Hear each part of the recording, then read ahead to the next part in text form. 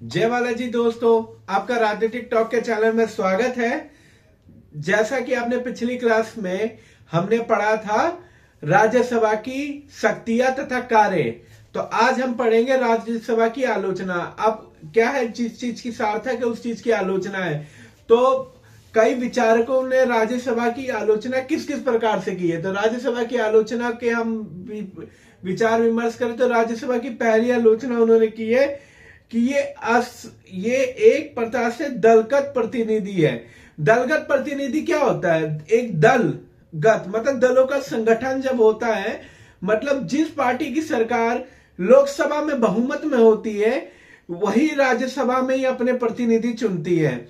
मतलब एग्जाम्पल के लिए अगर कांग्रेस पार्टी का उस समय बहुमत है लोकसभा में, तो राज्यसभा में भी उनका बहुमत हो है, तो वो अपने सदनों को हित में लेके चलती, जिसमें कानून शायद वैधानिक सही गलत कोई भी पास हो सकते हैं। दलगत प्रतिनिधि मतलब वो अपने दल को सपोर्ट करेगा, ना कि आप जनता के हितों के बारे में चर्चा करेगा। तो एक दलगत की इसमें आलोचना की गई है। और ये असंघीय संगठन है। मतलब जैसे असंघीय संगठन है, राज्यसभा को असंघीय कहकर, ये पूरी रूप से हम असंघीय कह नहीं सकते, पर असंघीय इसलिए कहते हैं क्योंकि इसका जो संगठन का कोई चुनाव है वो प्रत्यक्ष रूप से तो होता नहीं है, अप्रत्यक्ष रूप से होता है। संघ का सदस्य नहीं मानता, मतलब हम नहीं चुनते कि हमने राज्यसभा में कौन से मेंबर इलेक्ट करें, ये चीज निर्णय हम नहीं लेते। तो ये हमारी कोई समानता के आधार पर नहीं, योग्यता के आधार पर नहीं, ये जो हमारे चुने हुए चुनाव के नेता होते हैं उनके आधार पे हम ये तय करते हैं कि कौन राज्यसभा पे जाएगा। हम नहीं, वो तय करते हैं। अब वो अपने हित, उनके कौन से हित है वो वही जाने। तीसरा है कि इसकी चुनाव प्रणाली जो मैंने आपको बताया था अप्रत्यक्ष रूप से, प्रत्यक्ष रूप से नहीं, ये जनता नहीं चुनती है, जनता के चुने हुए सदस्य चुनते हैं। अब वो किसको चुन रहे हैं? अपने रिश्तेदार को चुन रहे हैं, अपने पार्टी में किसको चुन रहे हैं, कैसी टिकट मिल रही है, ये तो वही जानेंगे भैया। तो ये चीज तो आपको, ये इसकी आलोचना में सबसे महत्वपूर्ण है कि ये प्रत्यक्ष चुनाव प्रणाली है। कोई प्रत्यक्ष होती तो जनता चुनती, तो जनता अगर लोकसभा और राज्यसभा दोनों के चुनाव करती तो क्या पता उसके बाद डबल पावर होती। और क्या पता इससे एक नुकसान और है कि इसमें चुनाव का खर्चा ज्यादा पड़ता इसमें। और अप्रत्यक्ष चुनाव प्रणाली में एक सबसे बड़ा दोष है कि इसमें भ्रष्टाचार होने के चांसेस सबसे ज्यादा होते हैं, क्योंकि अप्रत्यक्ष रूप से क्या पार्टी को फंडिंग दे रहा है, क्या दे रहा है, वो तो वही जाने भैया।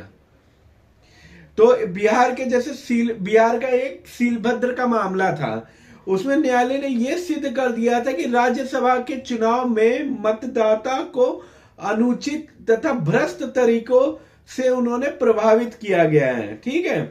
और ये सबसे महत्वपूर्ण कि सारी पावर हमें लोकसभा को ही दी गई है, तो राज्यसभा बनाया ही क्यों है? तो कई विचारक कहते हैं ये एक शक्तिहीन सदन है। शक्तिहीन मतलब इसके अंदर कोई पावर ही नहीं है, मतलब कोई विधेयक पास नहीं कर सकता, कोई विधेयक रोक नहीं सकता, कुछ नहीं कर सकता, बस एक सुचारू ढंग से चलाने के लिए इसको बनाया गया है, क्योंकि सारी पावर तो लोकसभा को दी गई है, इसको तो कोई पावर ही नहीं दी गई है। पर यह महत्वपूर्ण सदन है, पर यह अप्रत्यक्ष रूप से महत्वपूर्ण सदन है, प्रत्यक्ष रूप से नहीं है। लोकसभा में शक्तियां राज्यसभा की शक्तियों से कई अधिक मानी जाती हैं। और यहां तक कि राज्यसभा में जो अगर धन बिल है, जो मैंने आपको पिछली क्लास में बताया था, देश का जो बजट होता है राज्यसभा उसे कभी नहीं रोक सकती। अधिकतम से वो 14 दिन तक रोक सकती, इसके अलावा नहीं रोक सकती है वो। तो ये उसकी सबसे महत्वपूर्ण दोष ही है, समझो, क्योंकि वो धन विधेयक कैसा आ रहा है, अच्छा आ रहा है, बुरा है, इसके बारे में उनको फैसला लेने का कोई हक ही नहीं है। और यहां पे बिल अगर वो रोक भी लिए तो उसके लिए दोहराना उनके लिए कोई लाभदायक तो है नहीं दोस्तों। लाभदायक कैसे हो जाएगा? होना है नहीं, रुक ही जाना है, तो क्या ही फायदा। और इसके मनोनीत सदस्य, अब इसके मनोनीत सदस्य राज्यसभा प्रांतों का सही प्रतिनिधित्व नहीं करती है, क्योंकि वो सांसद, क्योंकि 12 सदस्यों की नियुक्ति इसमें कैसे की जाती है आपको बताया था। 12 सदस्यों की नियुक्ति इसमें राष्ट्रपति द्वारा की जाती है, जो कला, साहित्य, रंगमंच, खेल कूद, जिनमें उन्होंने एक अपने देश के प्रति एक मेडल लाया है, एक पुरस्कार जीता है, तो उनको मनोनीत किया जाता है। हो सकती है इसमें 12 सदस्य केंद्र सरकार इसमें पक्षपात करे तथा प्रांतों की हितों को ध्यान न दे और अपने लोगों को इलेक्ट कर दे। ये भी हो सकता है, होने को तो कुछ भी हो सकता है।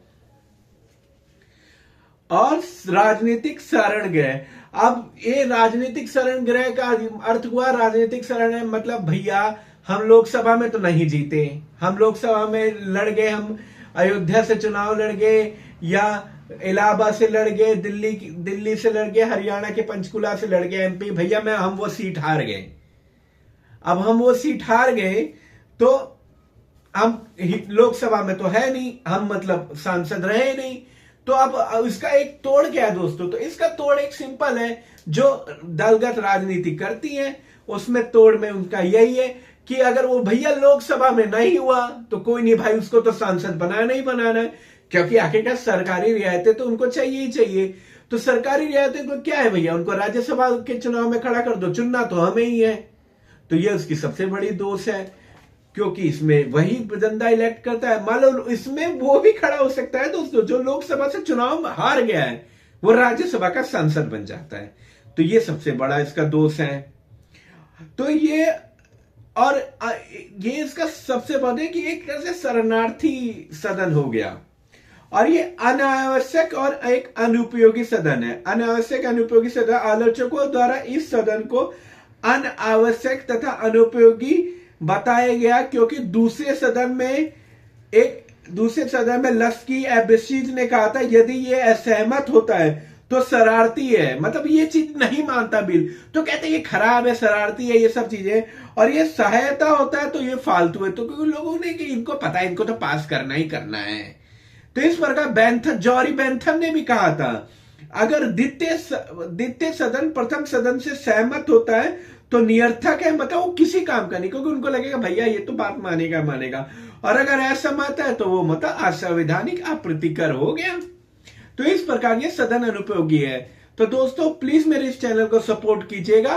कल मैं आपको अगले टॉपिक में राज्यसभा के पक्ष में क्या क्या विद्वानों में बात की गई थी उसके बारे में पढ़ाऊंगा। तो प्लीज मेरे इस चैनल को सपोर्ट कीजिएगा।